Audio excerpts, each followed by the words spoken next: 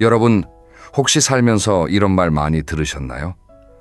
참 착하시다. 성격이 너무 좋으시다. 항상 남을 먼저 챙기시는 분이시다. 이 말 들으실 때 기분이 어떠셨어요? 아마 나쁘지 않으셨을 겁니다. 칭찬이니까요. 그런데 오늘 제가 좀 불편한 질문을 하나 드려보겠습니다. 그 착하다는 말, 정말 칭찬이었을까요? 혹시 이런 뜻은 아니었을까요? 이 사람은 부탁하면 뭐든 다 들어준다. 이 사람은 거절을 못한다. 이 사람한테는 뭘 시켜도 불평을 안 한다. 한번 떠올려 보세요. 모임에서 항상 뒷정리를 하신 분이 누구였나요? 명절에 혼자서 부엌에 서 계신 분이 누구였나요? 자식들 문제가 생기면 밤잠을 설치며 걱정하신 분이 누구였나요? 친구가 돈이 급하다고 하면 자기 생활비를 쪼개서 빌려주신 분이 누구였나요? 다 여러분 아니셨나요? 그리고 그렇게 다 해주시고 나서 돌아오는 건 뭐였나요? 고맙다는 말 한마디였나요? 아니면 다음에 또 해줘야 하는 일이었나요? 우리 세대는 착하게 살라는 말을 들으며 자랐습니다. 참는 게 미덕이고 양보하는 게 덕이고 남을 먼저 챙기는 게 사람 도리라고 배웠어요. 학교에서도 그렇게 가르쳤고 부모님도 그렇게 말씀하셨고 사회 전체가 그렇게 요구했습니다. 그래서 평생을 참았습니다. 직장에서 참고, 가정에서 참고, 친구 사이에서 참고, 동네에서도 참고, 내 감정은 꾹꾹 눌러놓고 남이 원하는 대로 맞춰 살았어요. 그런데 은퇴하고 나이가 드시니까 이상한 걸 느끼시게 됩니다. 평생 착하게 살았는데 왜 이렇게 허전할까? 여기서 한 가지 구분을 해드려야 할 것 같습니다. 세상에는 세 종류의 착한 사람이 있습니다. 첫 번째는 진짜 착한 사람입니다. 마음에서 우러나서 남을 돕는 사람. 두 번째는 참는 사람입니다. 속으로는 싫은데 겉으로는 괜찮다고 하는 사람. 세 번째는 눈치 보는 사람입니다. 거절하면 관계가 끊어질까봐 무조건 맞추는 사람. 여러분은 어디에 해당하시나요? 첫 번째라면 문제 없습니다. 하지만 두 번째나 세 번째에 해당하신다면 오늘 이 영상을 끝까지 봐주세요. 여러분의 남은 인생이 달라질 수 있습니다. 오늘 이야기의 핵심은 이겁니다. 이제 착한 사람 소리 좀 그만 들으셔도 됩니다. 남에게 좋은 사람이 되려고 애쓰는 대신 나에게 좋은 사람이 되시면 됩니다. 그 방법을 오늘 구체적으로 알려드리겠습니다. 자, 그럼 시작하겠습니다. 먼저 왜 착한 사람이 불행해지는지부터 깊이 들여다보겠습니다. 심리학에서 착한 사람, 콤플렉스라는 개념이 있습니다. 이건 타인에게 착한 사람으로 보이기 위해 자기 감정을 솔직하게 표현하지 못하고 상대방의 요구에 지나치게 맞추려는 심리적 경향을 말합니다. 이 콤플렉스가 오래 지속되면 우울감이나 무기력감으로 이어질 수 있다고 전문가들이 설명하고 있어요. 이 콤플렉스가 어떻게 만들어지느냐면요. 대부분 어린 시절부터 시작됩니다. 부모님이 말 잘 듣는 아이를 착한 아이라고 칭찬하셨잖아요. 울지 않으면 착하다. 떼쓰지 않으면 착하다. 시키는 대로 하면 착하다. 이런 메시지를 반복적으로 받으면서 자라면요. 착하지 않으면 사랑받지 못한다는 공식이 머릿속에 새겨지는 겁니다. 그래서 어른이 되어서도 이 공식에서 벗어나지 못합니다. 착해야 사랑받는다. 참아야 관계가 유지된다. 거절하면 버림받는다. 이런 무의식적인 믿음이 평생을 지배하는 거예요. 그런데 여기서 핵심적인 원리 하나를 말씀드리겠습니다. 호의가 계속되면 그게 권리가 됩니다. 이건 정말 뼈아픈 진실이에요. 먼저 가족 관계입니다. 어머니가 평생 밥을 해주셨으니까 오늘도 해주시는 게 당연하다. 아버지가 늘 경제적으로 도와주셨으니까 이번에도 도와주시는 게 당연하다. 할머니가 손주를 봐주셨으니까 앞으로도 봐주시는 게 당연하다. 다음은 친구 관계입니다. 모임에서 항상 내가 자리를 예약하고 회비를 걷고 뒷정리를 하고 처음에는 고맙다는 말을 듣습니다. 그런데 점점 아무도 고맙다는 말을 안 합니다. 내가 하는 게 당연해지니까요. 그러다가 한번 안 하면요. 왜 안 해? 이런 반응이 옵니다. 마지막으로 이웃관계입니다. 동네에서 착한 사람으로 소문이 나면요. 온갖 부탁이 다 몰려옵니다. 택배 좀 받아주세요. 화분 좀 봐주세요. 아이 좀 잠깐 봐주세요. 처음에는 이웃 사이니까 하고 해주지만 점점 끝이 없어집니다. 이 세 가지 관계 모두에서 같은 구조가 작동합니다. 내가 계속 해주면 상대방은 고마움을 잃고 안 해주면 서운해하거나 원망합니다. 그리고 이 구조 속에서 가장 많이 다치는 사람은 항상 착한 사람이에요. 그러면 이 감정들은 어디로 가는 걸까요? 자기 감정을 계속 억누르면 그 감정이 사라지는 게 아닙니다. 몸에 쌓입니다.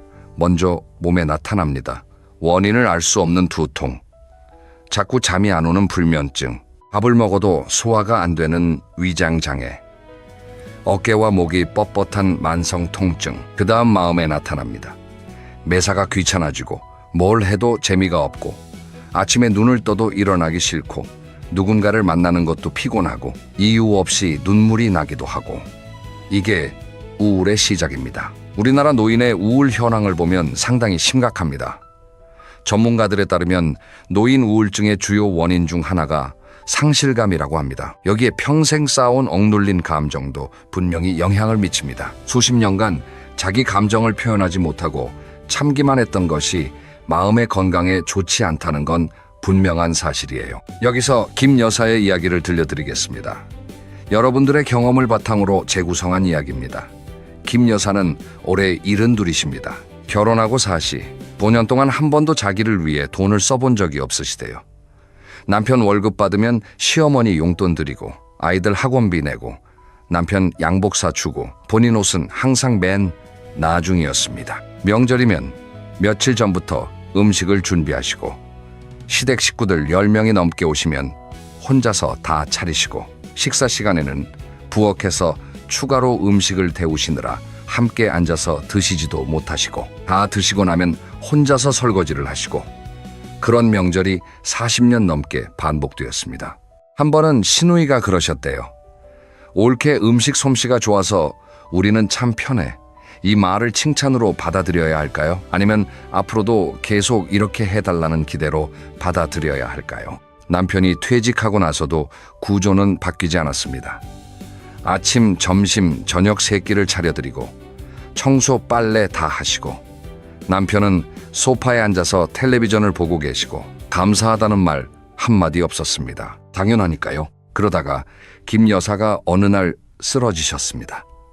아침을 차리시다가 갑자기 어지러움이 오면서 주저앉으셨어요. 병원에 가셨더니 만성 피로와 함께 우울 증상이 있다는 이야기를 들으셨습니다. 의사 선생님이 물으셨대요. 평소에 스트레스를 많이 받으시나요? 김 여사가 한참을 대답을 못 하셨대요. 왜냐하면 스트레스를 받고 있다는 자각조차 없으셨거든요. 참는 게 너무 자연스러워서 그게 스트레스인 줄도 몰랐던 거예요. 상담을 몇 차례 받으시면서 김 여사가 깨달으신 게 있대요. 나는 평생 남을 위해 살면서 정작 나 자신은 돌보지 않았구나. 착하게 사느라 나를 잃어버렸구나. 내가 뭘 좋아하는지, 내가 뭘 하고 싶은지 이걸 생각해 본 적이 한 번도 없었구나. 자, 그런데 여기서 중요한 질문이 나옵니다. 그러면 왜 우리는 거절을 못하는 걸까요? 이유가 3가지 있습니다. 첫째, 버림받을 두려움입니다. 내가 거절하면 이 사람이 나를 싫어하지 않을까, 관계가 끊어지지 않을까, 이런 두려움이 무의식 깊은 곳에 있어요. 둘째, 체면의식입니다. 우리 문화에서는 거절하는 게 무례하다는 인식이 강합니다. 남이 부탁하는데 안 된다고 하면 인색한 사람, 매정한 사람, 이렇게 보일까봐 두려운 거예요. 셋째, 죄책감입니다. 내가 도와줄 수 있는 상황인데 안 도와주면 미안하잖아요. 나는 할 수 있는데 안 하는 게 양심에 걸려서 결국 해주게 됩니다. 하지만 할 수 있다는 것과 해야 한다는 것은 전혀 다른 이야기예요. 이 3가지가 합쳐지면 악순환이 생깁니다. 부탁이 온다. 거절하고 싶다. 하지만 두렵다. 그래서 들어준다. 들어주고 나면 속이 상한다. 속상한 감정을 꾹꾹 참는다. 스트레스가 쌓인다. 또 부탁이 온다. 또 들어준다. 이게 반복되는 거예요. 구체적으로 어떤 상황에서 이런 일이 벌어지는지 3가지 유형을 짚어보겠습니다. 첫 번째, 돈 부탁입니다. 친구가 급한 돈이 필요하다고 합니다. 안 빌려주기가 미안합니다. 그래서 빌려줍니다. 그런데 안 갚습니다. 또 빌려달라고 합니다. 두 번째, 시간 부탁입니다. 손주를 봐달라, 이사를 도와달라, 병원에 같이 가달라, 모임 준비를 해달라, 이런 부탁들이 끝없이 들어옵니다. 내 시간은 점점 사라지고 남을 위한 시간으로만 채워집니다. 세 번째, 감정 쓰레기통 역할입니다. 누군가 전화해서 자기 하소연을 1시간 넘게 합니다. 듣고 있으면 내가 힘들어지는데 끊지를 못합니다. 이 사람의 부정적인 감정을 내가 다 흡수하는 거예요. 여기서 박 선생의 이야기를 들려드리겠습니다. 박 선생은 69세의 퇴직 공무원입니다. 성격이 워낙 좋으셔서 주변에서 뭘 부탁하면 한 번도 거절을 안 하셨대요. 특히 돈 문제에서 그랬습니다. 고등학교 동창이 사업 자금이 필요하다고 하면 빌려주시고, 직장 후배가 급한 돈이 필요하다고 하면 보내주시고, 돌려받지 못한 돈이 총 얼마였냐면요. 박 선생이 나중에 계산해 보시니까 1,500만 원이 넘더래요. 퇴직금의 상당 부분이었습니다. 그런데 더 속상한 건요. 그렇게 도와줬던 사람들 중에 박 선생이 힘들 때 도와준 사람이 한 명도 없었다는 거예요. 박 선생 부인이 크게 아파서 입원하셨을 때 문병 온 사람이 거의 없었대요. 그러다가 또 한 번 큰 금액을 빌려달라는 부탁이 왔습니다. 이번에는 정말 형편이 안 됐어요. 퇴직금도 이미 꽤 빠져나간 상태였고 부인 병원비도 들어가고 있는 상황이었습니다. 박 선생이 정말 고민을 많이 하셨대요. 평생 거절을 안 해봤으니까 어떻게 말해야 할지 모르시겠는 거예요. 결국 용기를 내서 이렇게 말씀하셨대요. 마음은 정말 도와주고 싶은데 지금 집사람 병원비도 있고 내 상황이 여의치 않아서 이번에는 어려울 것 같아. 미안하네. 상대방이 어떻게 반응했을까요? 서운해할 줄 알았대요. 관계가 끝날 줄 알았대요. 그런데 의외의 반응이 돌아왔습니다. 아, 그래. 내 사정도 있지. 내가 생각이 짧았다. 사모님 빨리 쾌차하시길 바란다. 박 선생이 놀라셨대요. 거절했는데 관계가 안 망가지더라. 오히려 상대방이 내 상황을 이해해 주더라. 그리고 더 놀라운 건요. 거절을 하고 나니까 마음이 그렇게 편할 수가 없었대요. 수십 년간 짊어지고 있던 짐을 하나 내려놓은 것 같았다고 합니다. 이 경험 이후로 박 선생이 달라지셨습니다. 무조건 다 들어주는 게 아니라 내 상황을 먼저 생각하고 결정하시게 된 거예요. 그랬더니 오히려 주변에서 박 선생을 더 존중하게 되었대요. 박 선생이 이렇게 말씀하시더라고요. 거절하면 관계가 끝날 줄 알았어. 그런데 아니었어. 진짜 관계는 거절 한 번으로 안 끊어져. 내 거절을 이해해주는 사람이 진짜 친구더라. 이 여사의 이야기도 하나 더 들려드리겠습니다. 이 여사는 65세의 아파트 주민입니다. 동네 부녀회에서 활동하시는데 항상 꾸준히 일을 도맡으셨어요.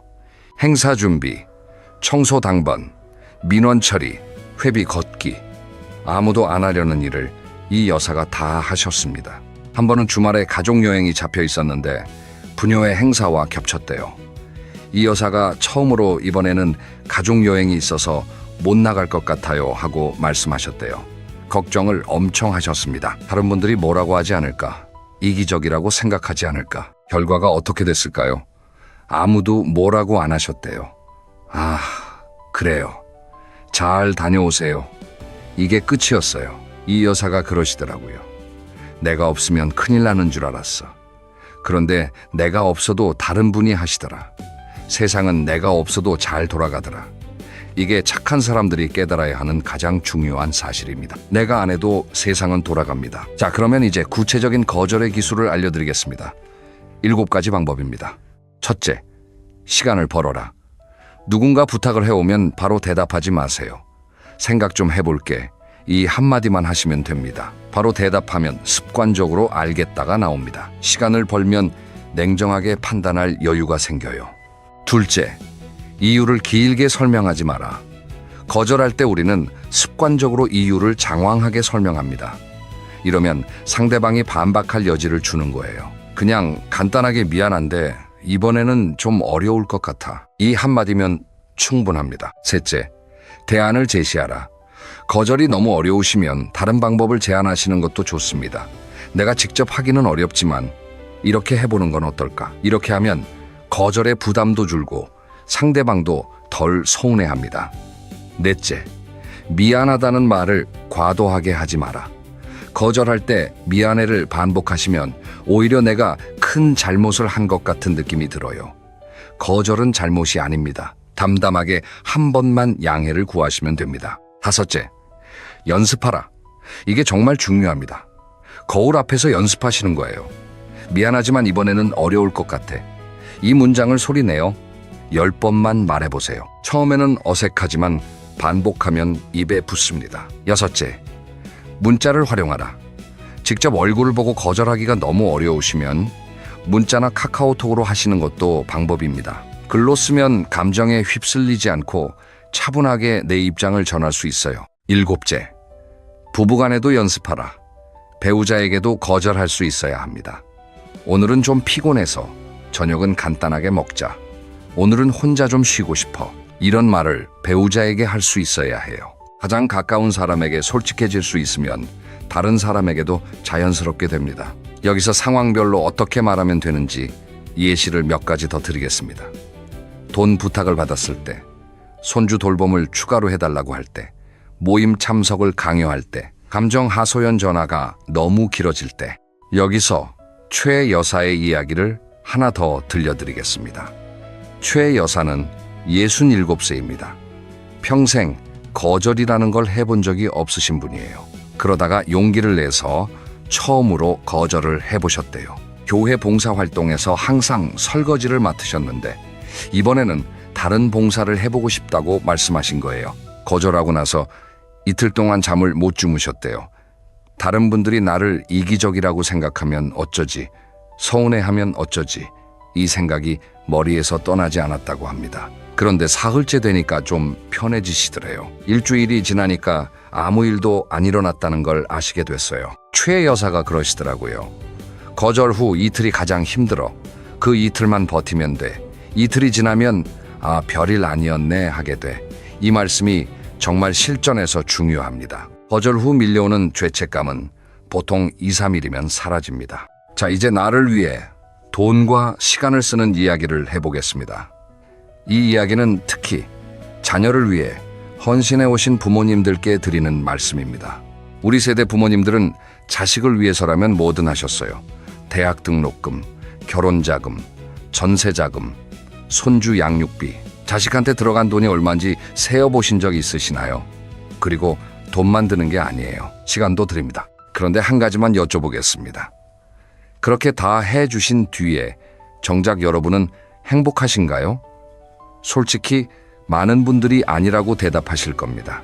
다 해줬는데 고마운 줄 모른다. 다 해줬는데 당연하게 여긴다. 그리고 하나 더. 계속 경제적으로 도와주는 게 자녀에게도 꼭 좋은 건 아닙니다. 부모가 계속 뒷바라지를 해주면 자녀는 스스로 서는 힘을, 길을, 기회를 잃게 됩니다. 여기서 비행기 산소 마스크 비유를 한번 들어보겠습니다. 비행기를 타시면 안전 안내 방송에서 이런 말을 하죠. 산소 마스크가 내려오면 먼저 본인이 착용하신 후 옆 사람을 도와주세요. 왜 내가 먼저 써야 할까요? 내가 쓰러지면 옆 사람을 도울 수 없으니까요. 인생도 똑같습니다. 내가 먼저 건강해야 자식을 도울 수 있습니다. 정 선생의 이야기를 해드리겠습니다. 정 선생은 68세의 퇴직 교사입니다. 외동딸이 맞벌이를 하고 있어서 손주 둘을 거의 매일 봐주셨어요. 아침 8시에 딸 집에 가셔서 저녁 7시까지 11시간을 손주와 함께 보내시는 생활을 3년 동안 하셨습니다. 처음에는 손주가 예쁘니까 괜찮았대요. 그런데 1년이 지나니까 슬슬 몸이 버티질 않기 시작하셨대요. 허리가 아프고 무릎이 시리고 잠도 잘 못 주무시고 2년이 지나니까 감정적으로도 힘들어지셨대요. 아이들이 떼를 쓰면 예전에는 웃으며 달래주셨는데 이제는 짜증이 먼저 나시더래요. 그리고 그렇게 짜증낸 자기 자신에게 또 죄책감을 느끼시고 3년째의 건강검진을 받으셨는데 여러 가지 수치가 안 좋게 나왔습니다. 그런데 딸한테 말을 못 하셨어요. 왜요? 딸이 힘들까봐. 내가 안 봐주면 딸이 어떡하나. 내가 참으면 되지. 또 이 생각이었습니다. 한참을 고민하시다가 결국 딸과 이야기를 나누셨습니다. 솔직하게요. 엄마가 손주를 정말 사랑하지만 몸이 예전 같지 않다. 주 5, 일은 어려우니까 주 3일로 줄여도 되겠니? 딸이 뭐라고 했을까요? 아빠 왜 진작 말 안 했어? 미안해. 당연히 줄여야지. 아빠 건강이 먼저지. 내가 다른 방법을 찾아볼게. 정 선생이 놀라셨대요. 말만 하면 되는 거였어. 나 혼자 끙끙 앓고 있었을 뿐이지. 딸은 다 이해해 주더라. 손주 돌봄을 주 3일로 줄이시고 남는 이틀에서의 교실과 걷기 모임에 등록하셨습니다. 그게 지금 2년째인데요. 서예하시는 날과 걷기 모임 가시는 날이 일주일 중 가장 행복한 날이라고 하시더라고요. 그리고 재미있는 변화가 있었어요. 손주 돌봄을 줄였는데 오히려 손주랑 더 잘 놀아주시게 됐대요. 왜냐하면 체력이 회복되셨으니까요. 2, 3일로 줄이니까 만나는 날 에너지가 넘쳐서 손주랑 신나게 놀아주실 수 있게 된 거예요. 딸도 그러시더래요. 아빠가 예전보다 건강해지시니까 나도 마음이 편해. 아빠가 행복하셔야 나도 행복해. 한 선생의 이야기도 하나 더 들려드리겠습니다. 한 선생은 73살입니다. 아들이 둘인데 매달 두 아들에게 각각 50만 원씩 용돈을 주셨어요. 합치면 한 달에 100만 원입니다. 연금에서 상당 부분이 빠져나가고 있었습니다. 아들들이 달라고 한 적은 없었대요. 한 선생이 스스로 주시는 거였어요. 그런데 본인 건강검진은 매년 미루고 계셨습니다. 돈이 아까워서요. 건강검진비가 아들들 용돈에 비하면 적은 돈이었는데도 자기를 위해 쓰는 건 아까운 거예요. 어느 날 건강이 안 좋으셔서 할 수 없이 병원에 가셨는데 조기에 발견할 수 있는 것을 늦게 발견하셨대요. 의사 선생님이 정기 검진을 받으셨으면 더 일찍 알 수 있었을 텐데 하시더래요. 그때 한 선생이 깨달으셨대요. 내 건강이 먼저인데 자식 용돈 주느라 건강검진도 안 받고 있었구나. 그래서 결심을 하셨습니다. 아들들에게 솔직하게 말씀하셨어요. 아버지가 건강도 챙겨야 하고 노후 생활도 있으니까 앞으로 용돈을 좀 줄이려고 한다. 아들들 반응이 어땠을까요? 아버지 당연하죠. 저희가 드려야 하는 건데 오히려 저희가 받고 있었잖아요. 건강 먼저 챙기세요. 한 선생이 용돈을 줄이시고 그 돈으로 정기 건강검진을 받기 시작하셨습니다. 그리고 본인을 위한 작은 사치도 하기 시작하셨어요. 좋아하시는 커피를 사 드시고 서점에서 책도 사시고. 한 선생이 그러시더라고요. 나도 나한테 투자할 자격이 있는 사람이더라. 자, 이제 구체적인 실천 방법을 알려드리겠습니다. 적당한 이기심을 시작하는 7가지 방법입니다. 여기서 이기심이라는 단어를 쓰는 이유를 먼저 말씀드릴게요. 제가 말하는 이기심은 남을 해치는 게 아니에요. 나를 먼저 돌보는 힘입니다. 자기 존중이에요. 첫째, 하루에 한 번 나를 위한 결정을 하세요. 오늘 점심은 내가 먹고 싶은 걸 먹겠다. 오늘 저녁에는 내가 보고 싶은 프로그램을 보겠다. 이 정도의 아주 작은 결정부터 시작하시면 됩니다. 둘째, 부탁을 받으면 24시간 유예 기간을 두세요. 바로 대답하지 마시고 하루만 생각해 볼게 하시는 겁니다. 하루가 지나면 정말 해야 하는 건지 안 해도 되는 건지가 보입니다. 셋째, 나를 위해 돈을 써보세요. 커피 한 잔이라도 좋고 좋아하는 빵 하나라도 좋습니다. 나를 위해 돈을 쓰는 건 낭비가 아니에요.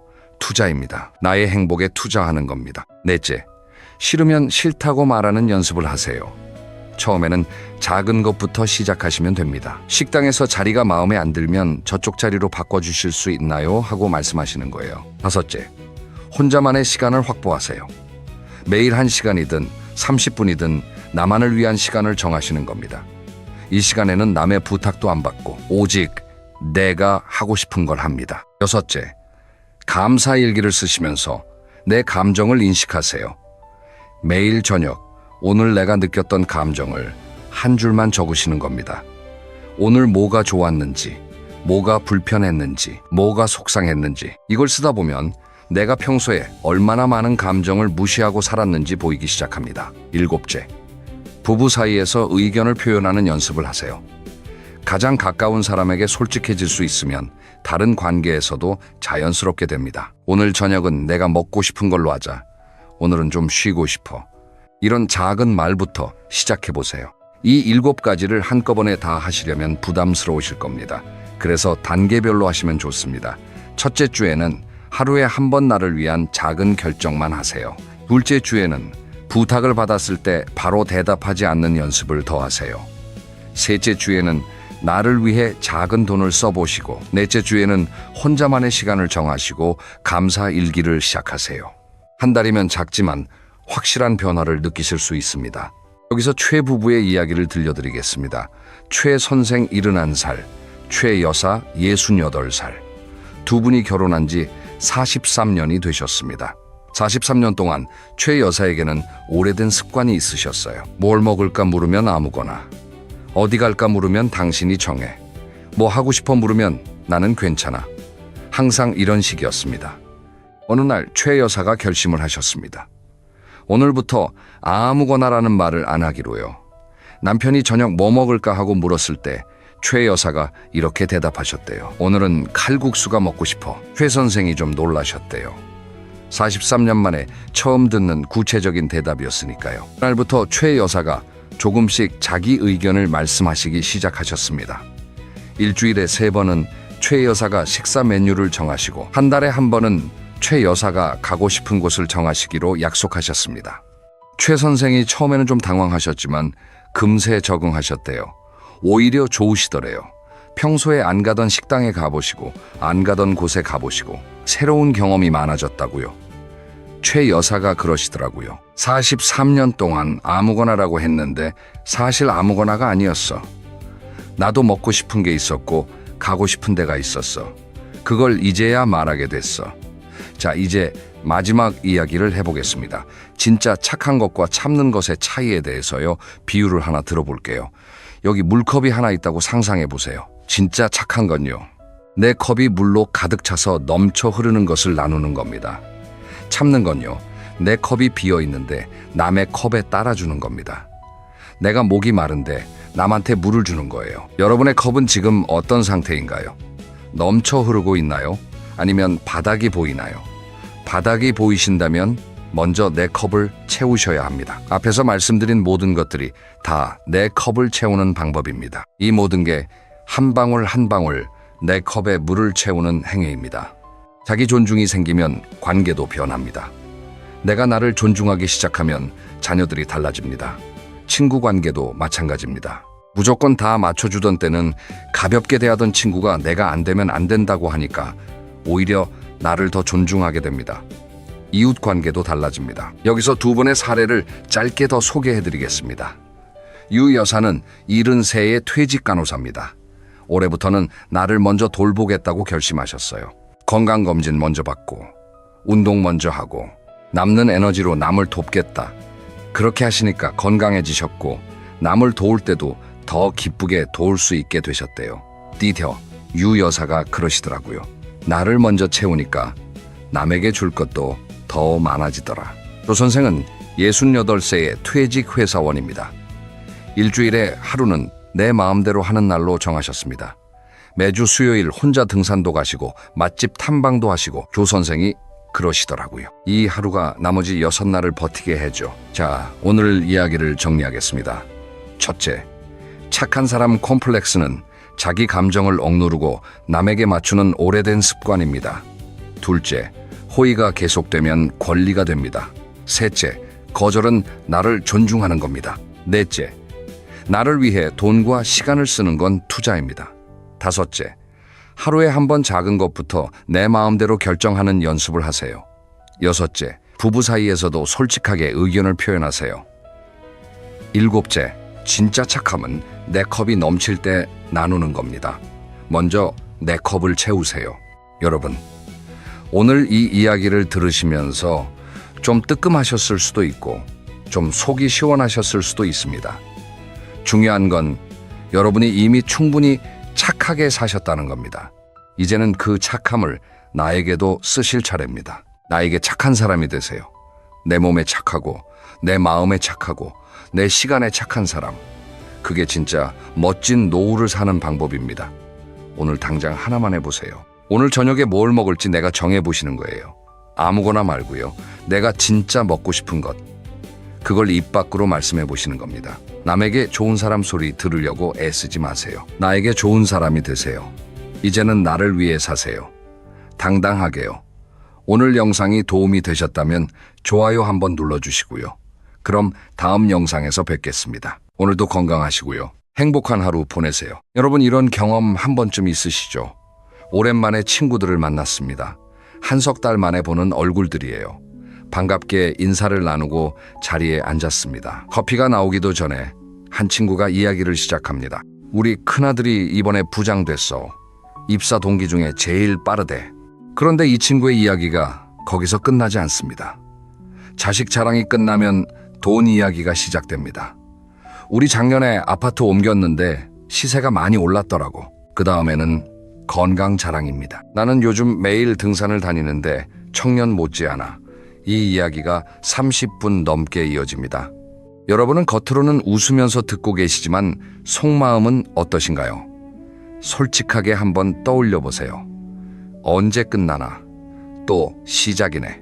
우리 아이는 아직 취업도 못했는데, 나는 아파트 전세도 걱정인데, 나는 지난달에 약이 3개나 늘었는데, 이런 생각이 스치면서 가슴이 묘하게 무거워지셨을 겁니다. 즐거우라고 만났는데 오히려 기분이 가라앉는 경험, 만나기 전보다 만나고 나서 더 피곤한 경험, 자리를 나오시면서 이런 생각이 드시죠. 다음에는 안 나가야겠다. 그런데요, 여기서 정말 불편한 질문을 하나 드려야겠습니다. 혹시 여러분도 누군가에게 그런 사람이었던 적은 없으신가요? 나도 모르게 자식 이야기를 길게 늘어놓은 적은 없으신가요? 내 건강이 좋다는 이야기를 반복한 적은 없으신가요? 뜨끔하시는 분이 계실 수도 있습니다. 괜찮습니다. 나쁜 의도가 아니셨을 거예요. 기쁜 일을 함께 나누고 싶은 자연스러운 마음이었겠죠. 하지만 오늘 한 가지만 기억해 주세요. 내가 나누고 싶은 기쁨이 상대방에게는 비교의 칼이 될 수 있다는 것을요. 여기서 심리학 이야기를 하나 드리겠습니다. 사회적 비교 이론이라는 게 있어요. 한 사회 심리학자가 제안한 이론인데요. 인간은 본능적으로 자기 자신을 다른 사람과 비교하면서 평가한다는 겁니다. 이건 의지의 문제가 아니에요. 인간의 본능입니다. 비교를 안 하려고 해도 자동으로 비교가 됩니다. 특히 나보다 잘된 사람의 이야기를 들으면 자기도 모르게 상향 비교가 일어나면서 자존감이 떨어지고 열등감이 생기게 돼요. 그리고 나이가 들수록 이 비교가 더 아프게 느껴집니다. 젊었을 때는 나도 해봐야지 이렇게 동기부여가 될 수도 있어요. 그런데 60, 70이 되면 이제 만회할 기회가 많지 않다는 걸 아시잖아요. 그래서 비교가 희망이 아니라 절망으로 작동함. 한국인이 특히 이 비교에 취약하다는 연구 결과도 있습니다. 어릴 때부터 경쟁과 비교에 익숙한 문화가 영향을 미쳤다는 해석이에요. 이런 문화 속에서 자랑은 더 강하게 작용합니다. 오늘은 이 자랑이라는 것에 대해 깊이 파고들어 보려고 합니다. 자식 자랑, 돈 자랑, 건강 자랑. 이 3가지가 왜 노후의 관계를 망치는지, 그리고 자랑 대신 무엇을 해야 품격 있는 어른이 될 수 있는지. 자, 그럼 시작하겠습니다. 첫 번째, 자식 자랑에 대해 이야기해 보겠습니다. 우리 세대에게 자식은 인생의 전부나 다름없었습니다. 내 것 다 포기하고 자식한테 쏟아부었잖아요. 그래서 자식이 잘 되면 내가 잘 된 것처럼 기쁘고 뿌듯합니다. 자식 자랑을 하고 싶은 마음, 이건 정말 자연스러운 감정이에요. 기쁜 일을 나누고 싶은 건 인간의 본능이에요. 문제는 그 나눔이 반복적이고 일방적일 때 생깁니다. 한두 번 이야기하는 건 괜찮아요. 하지만 만날 때마다 같은 자랑이 반복되면 그건 나눔이 아니라 과시가 됩니다. 구체적으로 어떤 상황에서 문제가 되는지 살펴보겠습니다. 첫째, 취업입니다. 동창 모임에 5명이 앉아 있습니다. 한 친구가 우리 아들이 대기업에 들어갔다고 신나게 이야기합니다. 그 자리에 자식이 3년째 취업 준비 중인 친구가 있어요. 둘째, 결혼입니다. 우리 딸이 좋은 집안 사위를 만나서 결혼했다. 이 이야기를 듣는 친구의 딸은 38인데 아직 결혼을 안 했어요. 셋째, 손주입니다. 우리 손주가 상을 받았다. 이런 자랑을 듣는 친구는 손주가 없으시거나 자주 못 만나시는 분일 수 있어요. 넷째, 학업입니다. 우리 아이가 어디 대학원에 갔다. 다섯째, 효도입니다. 이게 좀 의외일 수 있는데요. 우리 아들이 매달 용돈을 보내준다. 딸이 매주 전화한다. 이런 자랑도 상처가 됩니다. 자식에게서 연락이 뜸한 친구, 자식과 사이가 좋지 않은 친구, 이런 분들에게는 효도 자랑이 가장 아프게 들립니다. 이 5가지 영역 모두에서 같은 원리가 작동합니다. 내 기쁨이 상대방에게 비교의 기준이 된다는 겁니다. 그리고 한 가지 더 짚고 싶은 게 있어요. 자식이 잘 된 건 축하할 일이지만 순전히 내 공은 아닙니다. 자식의 성취를 내 성취처럼 자랑하면 내 정체성이 자식에게 종속되는 겁니다. 여기서 김 여사의 이야기를 들려드리겠습니다. 여러분들의 경험을 바탕으로 재구성한 이야기입니다. 김 여사는 68세입니다. 아들이 유명 대학 교수가 됐어요. 김 여사는 모임에 나가실 때마다 아들 이야기를 하셨대요. 처음 한두 번은 친구들이 진심으로 반응해 주셨습니다. 그런데 매번 만날 때마다 같은 이야기가 반복되니까 반응이 달라지기 시작했어요. 눈빛이 이전 같지 않고 맞장구도 건성이 되고 슬슬 모임에 안 나오시는 분들이 생기기 시작했습니다. 김 여사는 이유를 모르셨대요. 왜 갑자기 사람들이 안 나오는 거지? 내가 뭘 잘못했나? 어느 날 가장 오래된 친구가 조심스럽게 말씀하시더래요. 야, 네 아들 잘 된 거 우리 다 알아. 진심으로 축하해. 그런데 너 알아? 우리 모임에 자식 때문에 마음 아픈 사람이 몇 명인지. 김 여사가 그제서야 주변을 돌아보셨대요. 모임 5명 중에 자식이 사업에 실패해서 빚을 지고 있는 친구가 1명, 자식과 연락이 끊긴 친구가 1명, 아들이 이혼해서 혼자 손주를 키우고 있는 친구가 1명, 5명 중 3명이 자식 문제로 밤잠을 설치고 계셨던 거예요. 김 여사가 그날 밤 한참을 우셨대요. 그 이후로 김 여사가 달라지셨습니다. 모임에서 자식 이야기를 먼저 꺼내지 않으시게 됐어요. 대신 친구들에게 먼저 물어보시게 됐어요. 요즘 어떻게 지내? 아이들은 잘 있어.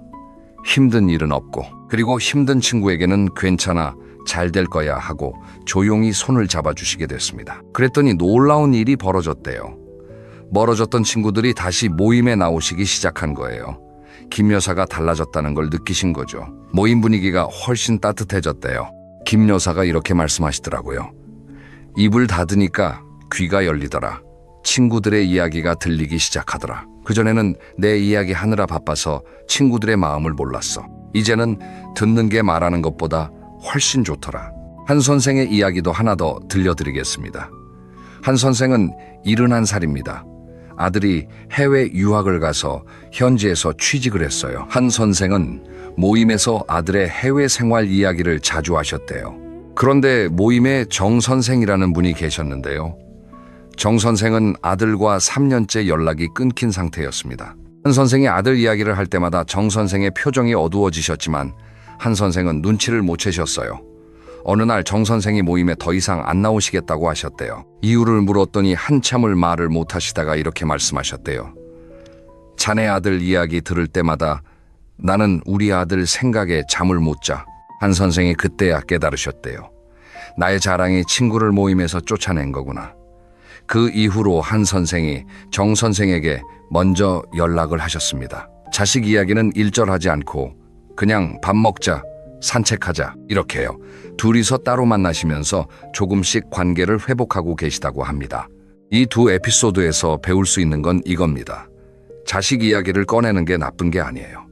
하지만 말하기 전에 3초만 생각해 보세요. 이 자리에 자식 때문에 마음 아픈 사람이 있지는 않을까? 그러면 자식 이야기를 아예 하면 안 되느냐? 그건 아닙니다.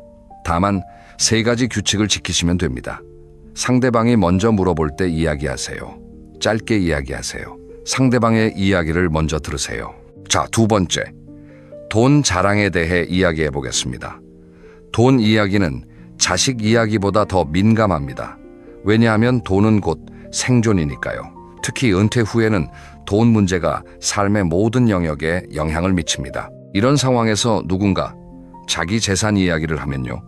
그건 단순한 대화가 아니라 상대방의 불안을 건드리는 겁니다. 돈 자랑에는 2가지 종류가 있습니다. 직접적 자랑은 말 그대로 숫자를 말하는 겁니다. 문제는 간접적 자랑입니다.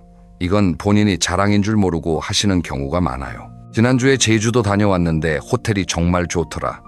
리모델링을 했는데 200만 원 들었어. 이런 이야기들은 본인은 일상 대화라고 생각하지만 듣는 사람에게는 은근한 재력 과시로 들릴 수 있어요. 그래서 진짜 여유 있는 분들일수록 돈 이야기를 안 하십니다.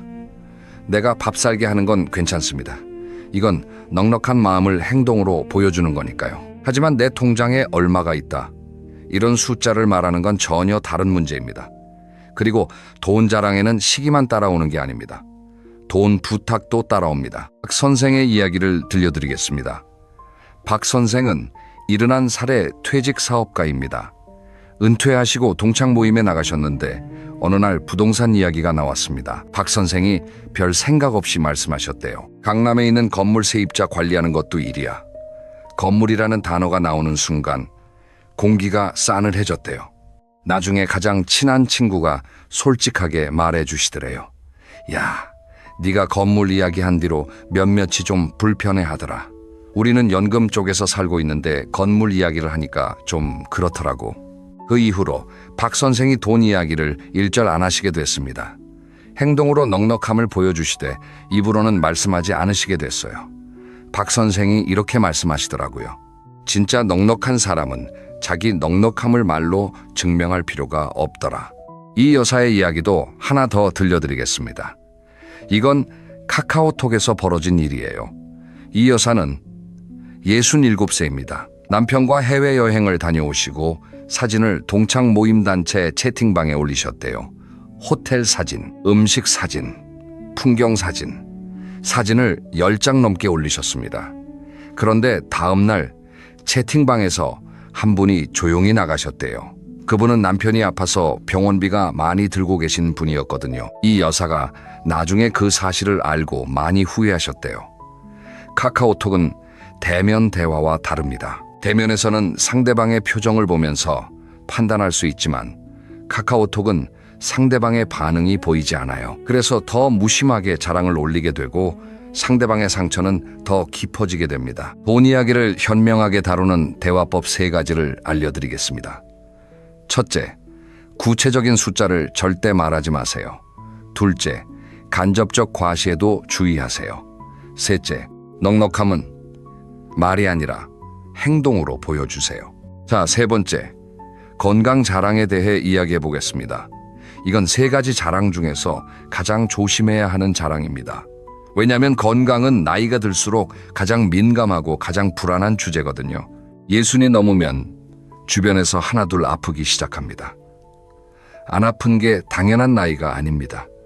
건강한 건 당연한 게 아니라 축복이에요. 나는 올해 건강검진에서 다 정상이었어. 나는 약을 하나도 안 먹어. 이 이야기를 듣는 친구가 매일 약을 10알씩 드시는 분이라면요. 투병 중이신 분이라면요. 그분의 마음이 어떨까요? 건강 자랑이 특히 위험한 이유가 따로 있어요. 건강은 내 의지만으로 어쩔 수 없는 부분이 정말 많습니다. 그래서 건강 자랑은 듣는 사람에게 어쩔 수 없는 무력감을 줍니다. 정 선생의 이야기를 들려드리겠습니다. 정 선생은 70세의 퇴직 교사입니다. 건강이 정말 좋으신 분이에요. 정 선생은 친구들을 만나면 습관적으로 건강 이야기를 하셨대요. 나는 매일 5km를 걸어. 혈당도 정상이고 콜레스테롤도 정상이야. 어느 날 모임에서 한 친구가 갑자기 자리를 뜨셨대요. 화장실에 다녀온다고 하시더니 한참을 안 오시는 거예요. 다른 친구가 보러 갔더니 복도에서 혼자 눈물을 닦고 계시더래요. 나중에 알게 된 사실인데 그 친구가 최근에 암 진단을 받으셨다고 합니다. 정 선생이 가슴이 철렁 내려앉으셨대요. 내가 매번 건강 자랑을 할 때 그 친구는 어떤 마음이었을까? 나는 감사하다고 했지만 그 친구 귀에는 나는 괜찮은데 너는 왜 그래로 들렸을 수도 있겠구나. 정 선생이 그날 이후로 건강 이야기를 일절 안 하시게 됐습니다. 대신 친구들에게 먼저 물어보시게 됐어요. 요즘 몸은 좀 어때? 불편한 데는 없어? 내 건강을 자랑하는 대신 상대방의 건강을 걱정하는 사람이 되신 거예요. 그리고 그 투병 중인 친구에게는 일주일에 한 번씩 전화를 하시기 시작하셨대요. 건강 이야기는 안 하시고 그냥 일상 이야기를 나누시는 거예요. 그 친구가 나중에 그러시더래요. 그 전화가 항암 치료보다 더 큰 힘이 됐다고. 정 선생이 이렇게 말씀하시더라고요. 건강은 축복이지 능력이 아니야. 내가 건강한 건 내가 대단해서가 아니라 운이 좋았을 뿐이야. 그 운을 자랑으로 바꾸는 건 아프면서도 열심히 살아가는 친구들에 대한 예의가 아니더라. 조 여사의 이야기도 하나 더 들려드리겠습니다. 조 여사는 69세입니다. 관절이 좋으셔서 등산을 즐기시는 분이에요. 모임에서 북한산 정상까지 2시간 만에 올라갔다고 자랑을 하셨대요. 그 자리에 무릎 관절염으로 계단 오르기도 힘든 친구가 계셨어요.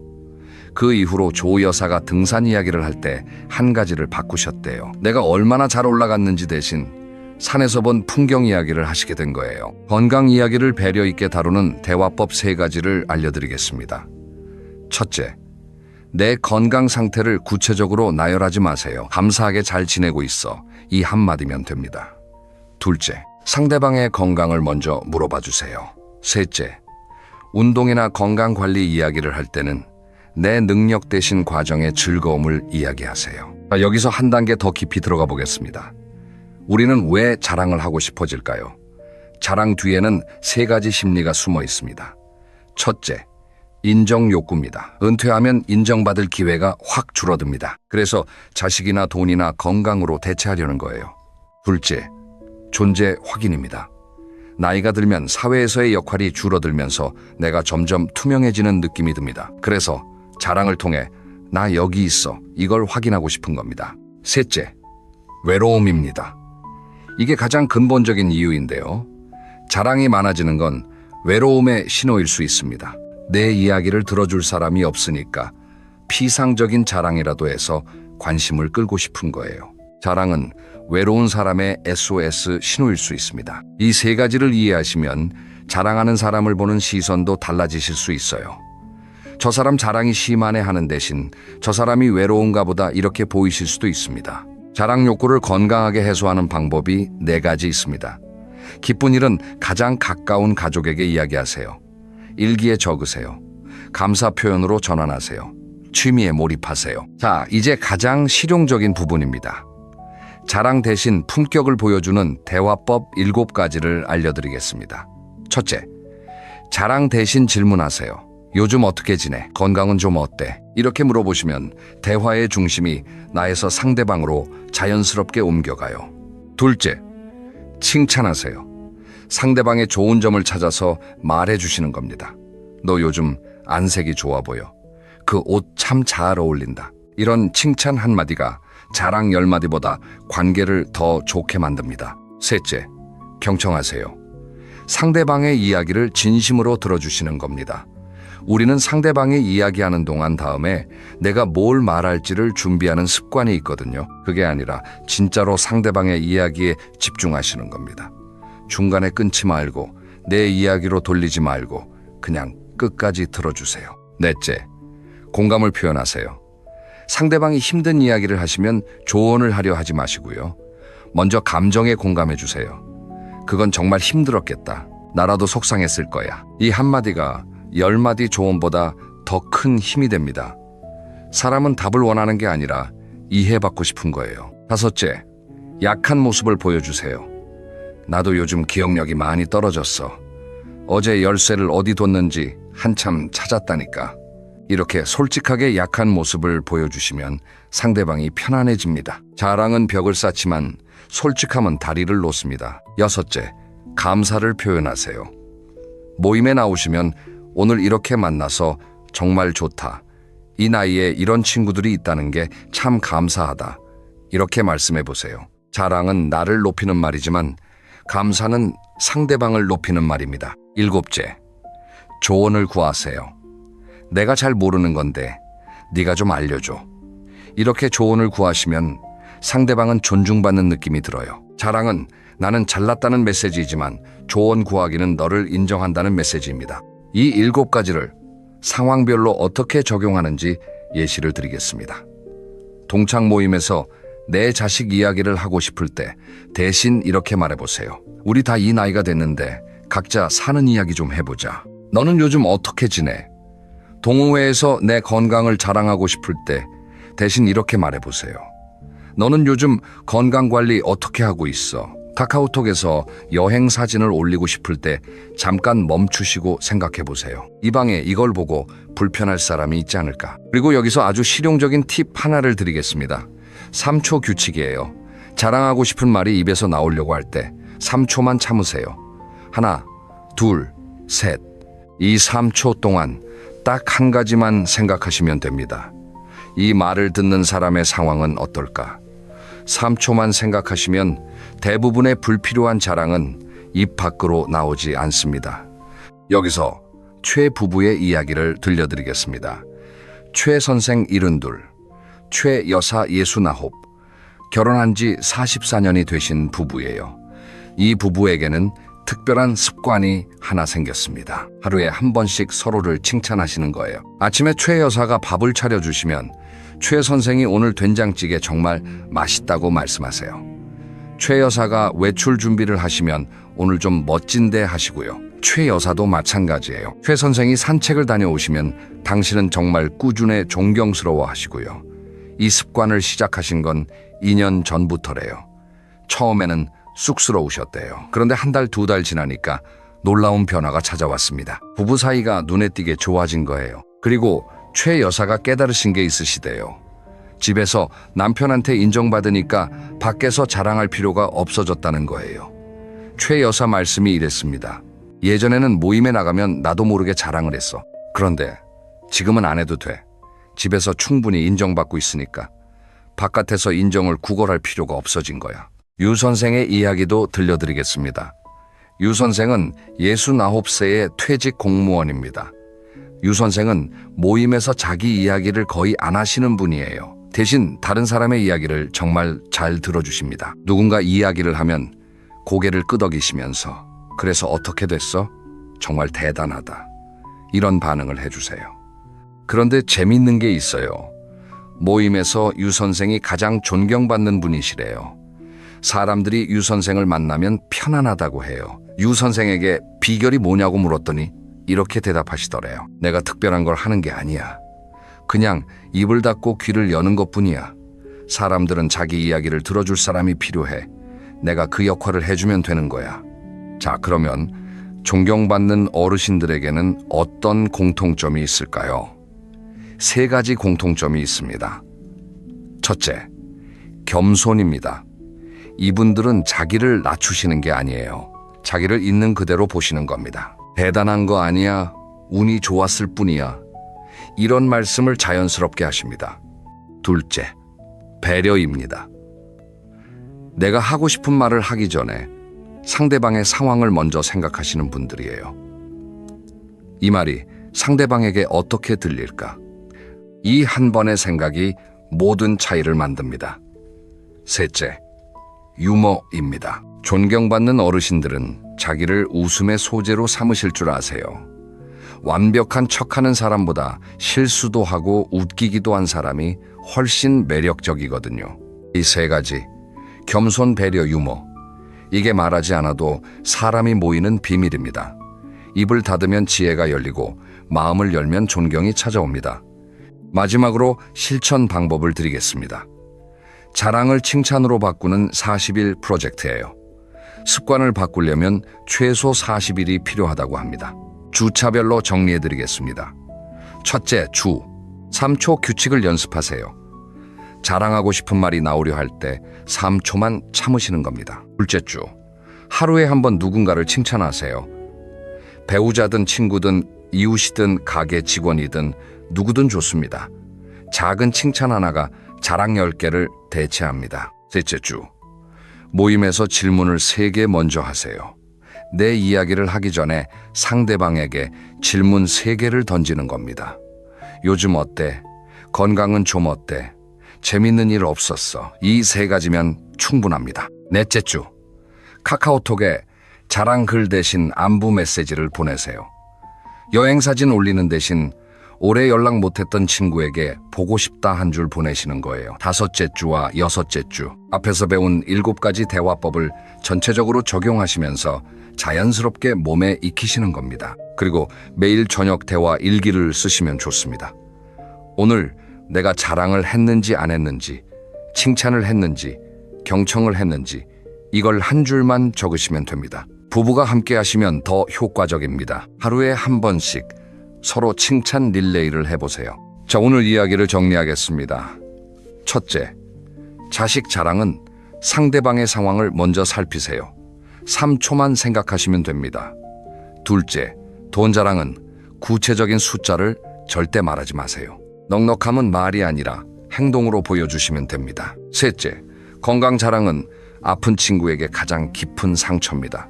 건강은 축복이지 능력이 아닙니다. 넷째, 자랑 뒤에는 인정 욕구와 존재 확인과 외로움이 숨어 있습니다. 가장 가까운 사람에게 인정을 받으면 밖에서 자랑할 필요가 줄어듭니다. 여섯째, 간접적 자랑에도 주의하세요. 여행 사진, 외식 사진 쇼핑 자랑도 경제적 과시로 들릴 수 있습니다. 여섯째, 자랑 대신 질문, 칭찬, 경청, 공감, 솔직함, 감사, 조언 구하기. 이 7가지를 연습하세요. 일곱째, 자랑 충동이 올 때 3초만 참으세요. 3초가 여러분의 품격을 지켜줍니다. 여덟째, 존경받는 어른의 공통점은 겸손, 배려, 유머입니다. 말하지 않아도 사람이 모이는 비밀이에요. 아홉째, 40일 프로젝트를 시작해보세요.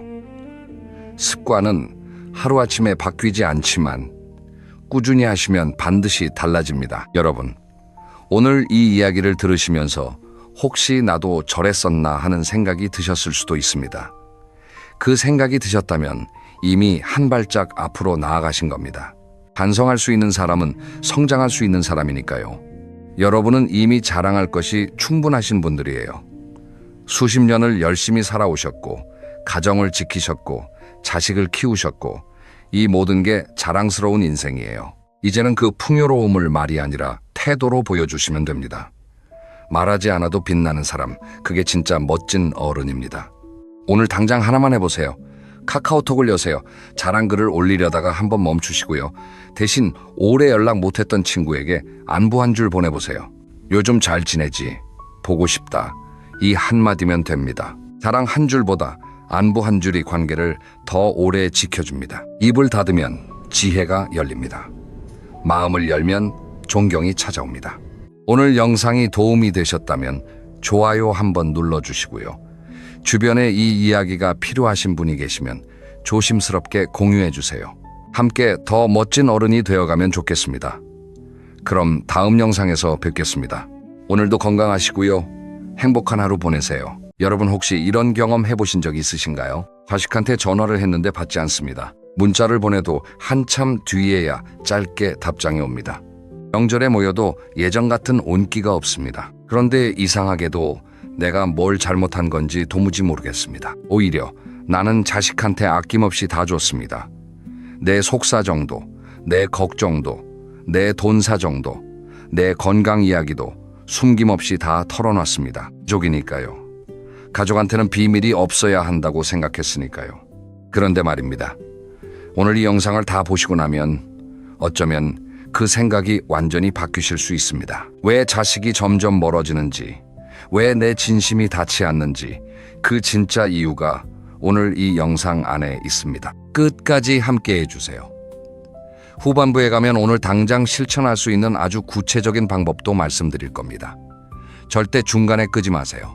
자, 지금부터 시작합니다. 여러분은 자식에게 어떤 존재이신가요?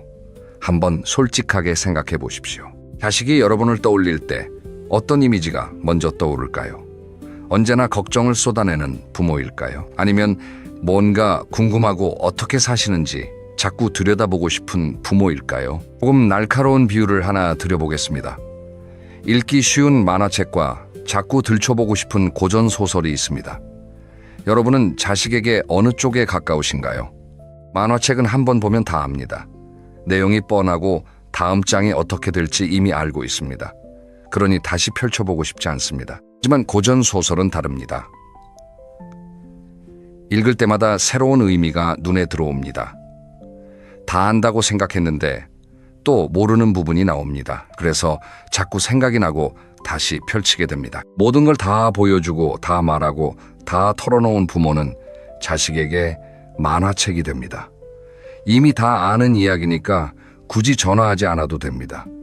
굳이 찾아오지 않아도 됩니다. 반대로 적당한 비밀과 신비감을 가진 부모는 자식에게 고전소설이 됩니다. 요즘 어떻게 사시는지 궁금합니다. 뭘 하고 계신지 들여다보고 싶습니다.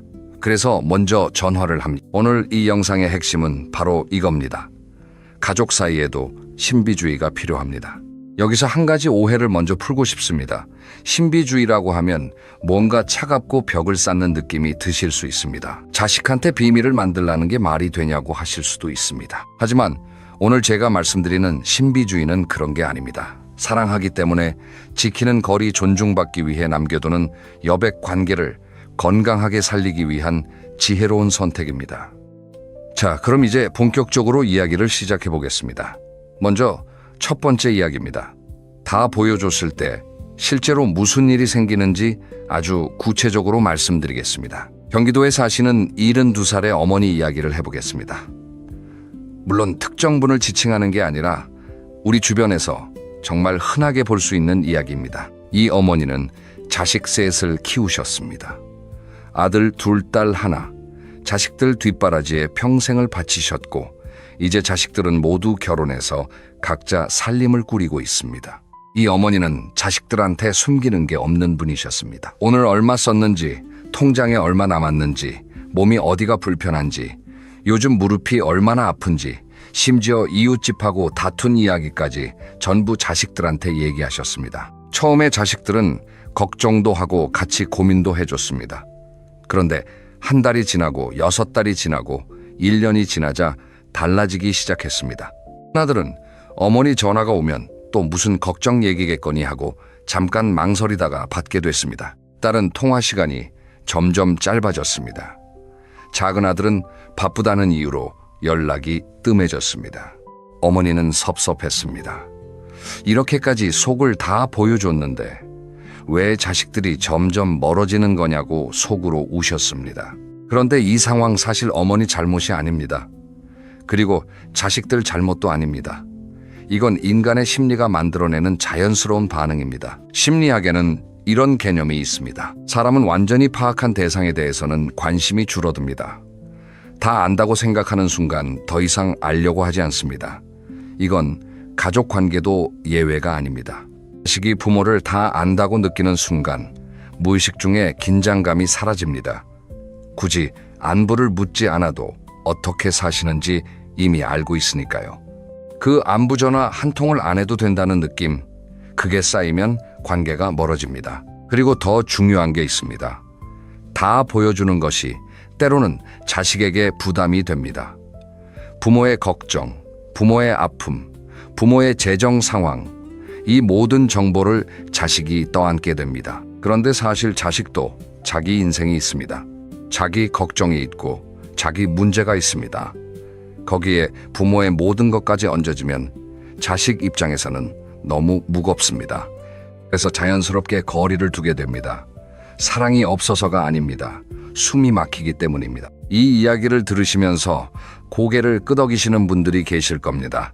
어쩌면 지금 내 이야기 같다고 느끼시는 분도 계실 것 같습니다. 그렇다면 이제 이 질문을 스스로에게 한번 해보십시오. 나는 지금 자식에게 얼마나 많은 것을 보여주고 있나요? 그리고 그것이 관계를 가깝게 만들고 있나요? 아니면 오히려 멀게 만들고 있나요? 이 답이 이 영상을 끝까지 보시면 분명해집니다. 자, 이제 두 번째 이야기로 넘어가겠습니다. 재산 이야기, 건강 이야기, 과거 이야기, 굳이 다 말하지 않아도 되는 것들에 대해 구체적으로 짚어드리겠습니다. 먼저 재산 이야기입니다. 많은 분들이 자식한테 재산 상황을 솔직하게 알려주는 게 좋다고 생각하십니다. 나중에 상속 문제로 싸우는 것보다는 미리 알려두는 게 낫다는 생각에서입니다. 물론 그 마음은 충분히 이해가 됩니다. 그런데 현실에서는 어떤 일이 벌어질까요? 통장 잔고를 자식에게 정확히 알려주는 순간 부모는 자식의 눈에 관리해야 할 대상이 됩니다. 자식이 나쁜 마음을 먹어서가 아닙니다. 사람의 심리가 그렇게 작동합니다. 부모가 얼마를 가지고 있는지 알게 되면 자식은 자연스럽게 그 돈의 행방을 신경 쓰게 됩니다. 부모가 어디에 돈을 쓰는지, 얼마가 남아있는지, 혹시 손해보는 곳에 쓰는 건 아닌지 이런 생각들이 무의식 중에 생깁니다. 그러다 보면 자식이 부모의 소비에 참견을 하게 됩니다. 처음에는 걱정해서 시작한 말이지만 부모 입장에서는 내 돈을 내 맘대로 못 쓰는 느낌이 납니다. 억울하고 서운한 마음이 생깁니다. 그리고 관계에 균열이 생깁니다. 재산을 공개하지 말라는 게 아닙니다. 정확한 숫자를 굳이 알려줄 필요가 없다는 겁니다. 자식은 부모가 넉넉하게 품위 있게 살고 계신다는 것만 알면 충분합니다. 구체적인 숫자는 남겨두세요. 그 숫자가 여러분의 독립성을 지켜줍니다. 다음은 건강 이야기입니다. 몸이 아프면 자식한테 말하고 싶습니다. 이건 너무나 자연스러운 감정입니다. 내가 힘들고 아픈데 가장 가까운 사람한테 알리고 싶은 건 인지상정입니다. 그런데 건강 이야기를 할 때 한 가지만 주의해 주십시오. 아픔을 매번 반복해서 자세하게 이야기하는 것은 자식에게 짐이 됩니다. 오늘 무릎이 아프다고 말하는 건 괜찮습니다. 그런데 어제도, 그제도, 지난주에도 같은 무릎 얘기를 반복하면 자식 입장에서는 어떨까요? 처음에는 걱정을 합니다. 두 번째도 걱정합니다. 세 번째부터는 슬슬 지쳐갑니다. 그리고 시간이 지나면 어머니한테서 또 무릎 얘기 나오겠지 하고 예측을 합니다. 예측이 되면 긴장감이 사라집니다. 몸이 아프신 건 사실이고 그 고통은 충분히 이해합니다. 하지만 자식한테 전달할 때는 한번 분명하게 그리고 간결하게 알려주시는 게 훨씬 효과적입니다. 자세한 증상과 경과는 담당 의사 선생님과 상담하시는 게 맞습니다. 자식은 의사가 아니니까요. 그리고 과거 이야기입니다.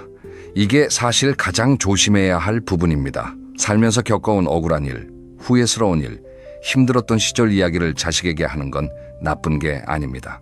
오히려 그런 이야기를 통해 부모님의 삶이 얼마나 깊은지 자식이 알게 됩니다. 문제는 같은 과거 이야기를 반복할 때입니다. 어렸을 때 가난했던 이야기, 시집살이가 얼마나 힘들었는지, 아버지가 얼마나 고생했는지 이런 이야기들이 만날 때마다 반복되면 어떻게 될까요? 자식은 그 이야기를 외울 정도로 알게 됩니다.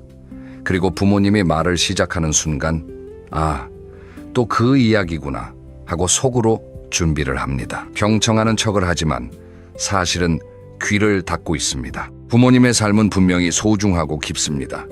그러니까 더더욱 아무 때나 꺼내지 마세요.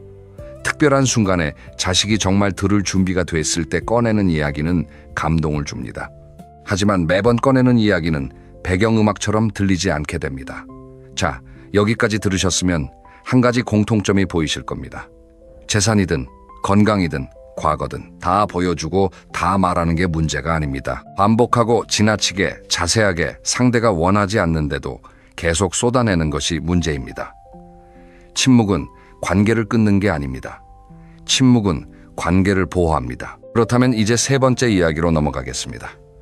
부모가 신비로운 존재가 되는 가장 강력한 방법, 독립적인 일상에 대해 말씀드리겠습니다. 자식 전화를 기다리며 하루를 보내시는 분 계신가요? 아침에 눈을 뜨면 오늘 혹시 연락이 올까 싶고, 저녁이 되면 왜 연락이 없지 싶고, 밤에는 섭섭한 마음이 듭니다. 그런데 이런 마음이 역설적으로 자식을 더 멀리 밀어냅니다. 왜 그럴까요?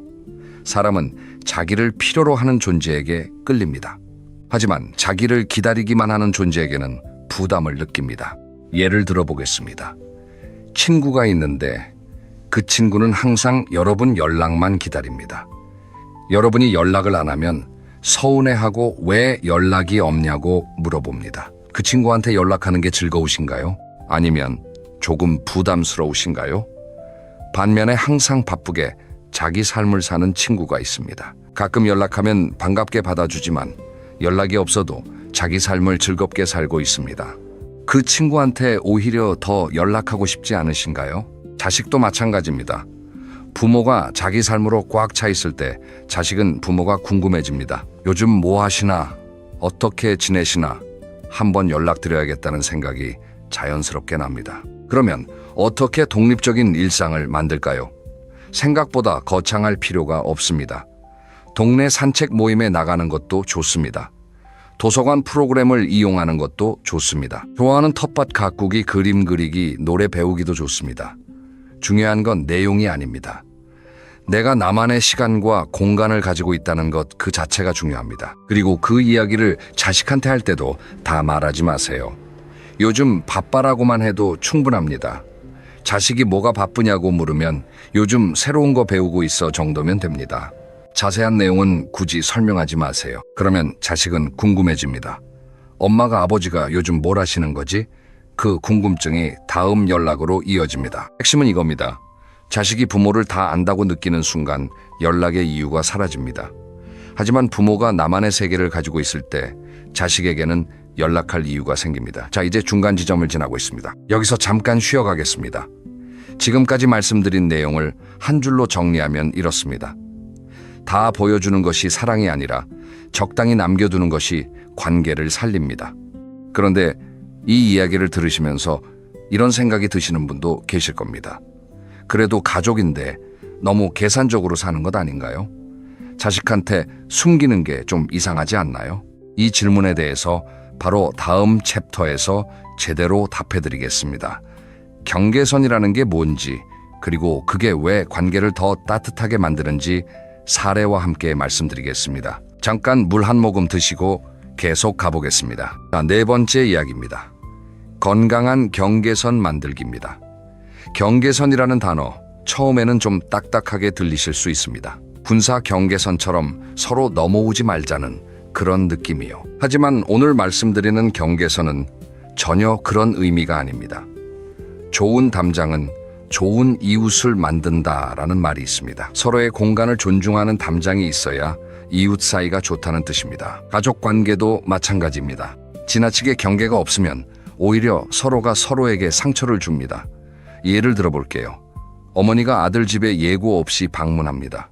청소도 해주고 밥도 해주고 싶은 마음에서입니다. 그런데 아들 내외 입장에서는 갑작스러운 방문이 부담스럽습니다. 맞이할 준비가 안 됐으니까요. 반대로 아들이 부모님 생활에 이래라 저래라 참견합니다. 그 돈 왜 쓰냐? 그 사람 왜 만나냐? 좋은 마음에서 하는 말이지만 부모 입장에서는 내 인생을 침범당하는 느낌이 납니다. 이런 일들이 반복되면 관계가 틀어집니다. 그리고 나중에는 서로 상처를 입고 왜 그렇게 됐는지도 모른 채 멀어집니다. 경계선이 없어서 생기는 문제입니다. 그렇다면 부모 입장에서 어떤 경계선을 만들면 좋을까요? 첫째, 자식의 가정사에는 먼저 개입하지 않습니다. 물어보기 전까지는 의견을 말하지 않는 것이 원칙입니다. 며느리가 어떻다, 사위가 어떻다는 이야기는 가능하면 하지 않는 게 좋습니다. 자식이 먼저 조언을 구할 때만 그때 천천히 말씀해 주세요. 둘째, 자식 집 방문은 미리 약속을 잡습니다. 불쑥 방문은 아무리 좋은 마음에서 해도 상대방에게 부담이 됩니다. 언제 오면 괜찮겠냐고 미리 물어보시는 게 훨씬 환영받습니다. 셋째, 자식에게 나의 모든 감정을 쏟아내지 않습니다. 섭섭하고 외로운 마음은 당연히 드십니다. 하지만 그 감정을 전부 자식에게 털어놓으면 자식은 죄책감을 느낍니다. 죄책감은 관계를 멀게 만드는 감정입니다. 넷째, 내가 받은 걸 요구하지 않습니다. 내가 이만큼 해줬으니 자식도 이만큼 해야 한다는 생각은 서로를 피곤하게 만듭니다. 해줄 수 있을 때 해주고 기대하지 않는 것이 관계를 오래 이어주는 비결입니다. 이 네 가지가 처음에는 어색하게 느껴지실 수 있습니다. 평생 살아온 방식과 다를 수 있으니까요. 하지만 딱 한 달만 실천해 보세요. 자식이 달라집니다. 아니, 정확히는 자식이 달라진 게 아니라 관계가 달라집니다. 그리고 그 변화가 느껴지기 시작하면 절대 예전 방식으로 돌아가고 싶지 않으실 겁니다. 경계선은 벽이 아닙니다. 경계선은 창문입니다. 서로의 공간을 지키면서도 서로를 볼 수 있게 해주는 창문입니다. 이제 다섯 번째 이야기로 넘어갑니다. 실제 대화에서 신비주의를 어떻게 실천하는지 구체적인 방법을 말씀드리겠습니다. 많은 분들이 이런 걱정을 하십니다. 신비주의가 좋다는 건 알겠는데 실제로 자식이 물어볼 때 어떻게 대답해야 하냐고요? 아주 좋은 질문입니다. 그래서 오늘은 실제 대화 예시를 가지고 비교해 드리겠습니다. 자식이 전화해서 이렇게 물어봅니다. 엄마, 요즘 어떻게 지내세요? 다 보여주는 방식으로 대답하면 이렇게 됩니다. 아이고, 요즘 무릎이 너무 아파서 어제는 병원을 갔더니 의사가 뭐라 하는데 거기다 이웃집 아주머니하고 잠깐 다툰 것도 있고 그리고 날씨가 이렇게 추우니까 몸도 더 안 좋고 너는 요즘 어떠냐? 밥은 먹고 다니냐? 이렇게 대답하면 자식은 어떤 기분일까요? 걱정이 되기도 하지만 동시에 무겁습니다. 그리고 그 무게가 다음번 전화를 망설이게 만듭니다. 반면에 신비주의 방식으로 대답하면 이렇습니다. 요즘 바빠. 새로운 거 좀 배우고 있거든. 너는 어떠냐? 자식 반응이 어떨까요? 엄마가 요즘 뭘 배우는 거지? 궁금해집니다. 뭐 배우세요? 라고 다시 묻게 됩니다. 그러면 그때 살짝 말해주세요. 요즘 수채화 배우고 있어. 근데 생각보다 어렵더라고. 정도면 충분합니다. 이 짧은 대화 안에 엄청난 힘이 있습니다. 자식이 질문을 하고 있습니다. 부모에게 관심을 보이고 있습니다. 이게 바로 신비주의가 만드는 변화입니다. 또 다른 예를 들어보겠습니다. 자식이 물어봅니다. 아버지 돈은 좀 어떠세요? 충분하세요? 다 보여주는 방식이라면 이렇게 됩니다. 통장에 얼마 있긴 한데 요즘 물가가 올라서 좀 빠듯해. 근데 이번 달에 보험료도 내야 하고 거기다 병원비도 있어서 사실 좀 걱정이야. 네가 좀 보태줄 수 있겠냐? 이 대화 이후에 자식은 어떤 기분이 들까요? 죄책감이 들고 다음에 전화하기가 더 부담스러워집니다. 신비주의 방식이라면 이렇게 됩니다. 괜찮아. 잘 지내고 있어. 걱정하지 마라. 딱 이 정도면 충분합니다. 자식이 걱정하지 않아도 된다는 걸 알게 되면 오히려 마음이 편해지고 더 자주 연락을 하게 됩니다. 여기서 한 가지 중요한 포인트가 있습니다. 신비주의는 거짓말을 하라는 게 아닙니다. 사실을 말하되 다 말하지 않는 것입니다. 필요한 것만 핵심만 간결하게 나머지는 여백으로 남겨두는 것입니다. 질문에 100% 답하지 마세요. 20%는 남겨두세요. 그 여백이 자식이 다시 연락할 이유를 만들어줍니다. 또 한 가지 말씀드리고 싶은 게 있습니다. 대화할 때 감정 조절입니다. 섭섭한 마음이 들 때 그걸 바로 표현하고 싶으신 게 당연합니다. 왜 연락이 없었냐고, 얼마나 기다렸는지 아냐고 말하고 싶습니다. 하지만 그 말을 하는 순간 자식은 죄책감을 느낍니다. 그리고 죄책감은 다음 연락을 더 어렵게 만듭니다. 연락하면 또 서운하다는 말 들을 것 같으니까요. 대신 이렇게 해보세요. 오랜만이네. 잘 지냈지? 밝고 여유 있게 반겨주세요. 그러면 자식은 마음이 가벼워집니다. 그리고 다음에 더 자주 연락하고 싶어집니다. 감정을 누르라는 게 아닙니다. 표현하는 방식을 바꾸는 겁니다. 그리고 그 작은 차이가 관계 전체를 바꿉니다. 자, 이제 6번째이자 마지막 본문 챕터입니다. 신비주의의 완성, 그리고 관계를 되살리는 마지막 이야기를 드리겠습니다. 창문 이야기를 다시 해보겠습니다. 커튼이 없는 창문은 어떤가요? 밖에서 안이 다 보입니다. 낮에는 괜찮을 수 있지만 밤이 되면 불편합니다. 사생활이 없으니까요. 보는 사람도 사실 처음에는 궁금해서 들여다볼 수 있지만 시간이 지나면 관심이 줄어듭니다. 다 보이는 건 신비롭지 않으니까요. 반면에 적당히 커튼이 쳐진 창문은 다릅니다. 안에서 빛이 새어나오는데 아니 다 보이지는 않습니다. 저 안에 무슨 일이 있을까? 어떻게 살고 있을까? 자연스럽게 궁금해집니다. 가족 관계가 바로 이 커튼과 같습니다. 적당히 가려진 커튼이 있을 때 관계가 아름답고 궁금하고 그리워집니다. 그런데 여기서 중요한 게 있습니다. 신비주의는 처음 시작할 때가 제일 어렵습니다. 왜냐하면 그동안 다 보여주는 방식으로 살아오셨기 때문입니다. 갑자기 말수가 줄고 행동이 바뀌면 자식이 이상하게 생각할 수도 있습니다. 엄마가 왜 저러시지? 아버지가 무슨 일이 있나 하고 걱정할 수도 있습니다. 그래서 중요한 건 갑작스럽게 바꾸지 않는 것입니다. 천천히 조금씩 바꿔나가는 게 좋습니다. 오늘은 한 가지 이야기를 덜 합니다. 내일은 자식 전화 기다리는 대신 내가 좋아하는 일을 하나 합니다. 모레는 자식의 질문에 조금 짧게 여유 있게 대답합니다. 이렇게 조금씩 바꿔나가다 보면 어느 순간 관계가 달라졌다는 걸 느끼실 겁니다. 그리고 신비주의를 실천하면서 얻을 수 있는 게 자식의 관심만이 아닙니다. 더 중요한 게 있습니다. 바로 나 자신의 삶이 풍요로워집니다.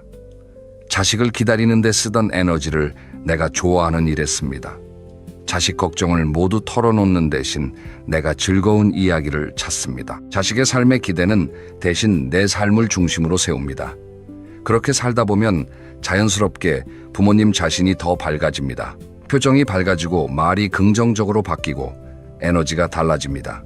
그리고 그 변화를 자식이 알아챕니다. 엄마가 요즘 달라지셨네. 아버지가 요즘 더 멋있어 보이신다. 이런 말을 듣게 되실 겁니다. 신비주의는 결국 자식을 위한 것이 아닙니다. 나 자신을 위한 것입니다. 내 삶을 더 풍요롭고 빛나게 만드는 것. 그게 결국 가장 좋은 관계를 만드는 길입니다. 심리학자들은 이런 말을 합니다. 가장 매력적인 사람은 자기 삶을 충분히 사는 사람이라고. 자식이 많아서도 아니고 재산이 많아서도 아니고 자기 삶을 즐기고 충실하게 사는 사람이 가장 빛난다고 합니다. 그 빛이 자식을 끌어당깁니다. 그 빛이 먼저 연락하게 만듭니다. 이제 마무리를 향해 가고 있습니다. 오늘 저는 6가지 이야기를 드렸습니다. 첫째, 모든 걸 다 보여주면 상대방의 관심과 존중이 줄어든다는 것입니다. 익숙함이 무례함으로 바뀌는 건 가족 사이에서도 일어납니다. 둘째, 재산과 건강과 과거 이야기는 필요한 만큼만 반복하지 않는 것이 관계를 지킵니다. 침묵은 관계를 끊는 게 아니라 보호합니다. 셋째, 자식 전화를 기다리는 대신 나만의 바쁜 일상을 만드는 것이 자식이 먼저 연락하게 만드는 가장 효과적인 방법입니다. 넷째, 건강한 경계선은 벽이 아니라 창문입니다. 서로의 공간을 지키면서도 서로를 볼 수 있게 해주는 창문입니다. 다섯째, 대화할 때 20%의 여백을 남겨두세요. 그 여백이 자식이 다시 연락할 이유를 만들어줍니다. 여섯째, 신비주의는 자식을 위한 게 아니라 나 자신을 위한 겁니다. 내 삶을 풍요롭게 살 때 가장 좋은 관계가 만들어집니다. 이 6가지를 한 번에 다 실천하려고 하시면 부담스럽습니다. 오늘은 딱 한 가지만 골라서 시작해 보세요. 가장 쉬운 것부터 시작하십시오. 자식이 어떻게 지내냐고 물을 때 오늘은 조금 짧게 대답해 보세요. 아빠 요즘 좋은 거 배우고 있어. 이 2마디면 충분합니다. 그리고 자식의 반응을 지켜보세요. 달라지는 게 느껴지실 겁니다. 마지막으로 드리고 싶은 말이 있습니다. 여러분, 이 자식을 사랑하지 않아서 모든 걸 털어놓으신 게 아닙니다. 너무 사랑하기 때문에 숨기지 않으셨습니다. 그 마음은 정말 아름다운 겁니다. 하지만 사랑의 표현 방식을 조금 바꾸면 그 사랑이 훨씬 더 멀리, 더 오래, 더 따뜻하게 전달될 수 있습니다. 가족은 투명한 유리창이 아니라 적당히 가려진 커튼이어야 아름답습니다. 오늘부터 여러분의 삶에 적당한 커튼을 치세요. 자식이 그 커튼 너머를 궁금해하는 날이 반드시 옵니다. 여러분의 관계가 더 따뜻하고 더 건강하게 이어지기를 진심으로 응원합니다. 오늘 영상 끝까지 함께 해주셔서 정말 감사합니다. 그리고 다음 영상에서는 이런 이야기를 드릴 겁니다. 자식한테 용돈을 받는 부모와 안 받는 부모, 어떤 부모가 더 존중받을까요? 돈과 관계 사이의 심리학, 다음 영상에서 아주 솔직하게 풀어드리겠습니다. 알림 설정해 두시면 놓치지 않으실 수 있습니다. 오늘도 건강하고 행복한 하루 보내세요. 감사합니다.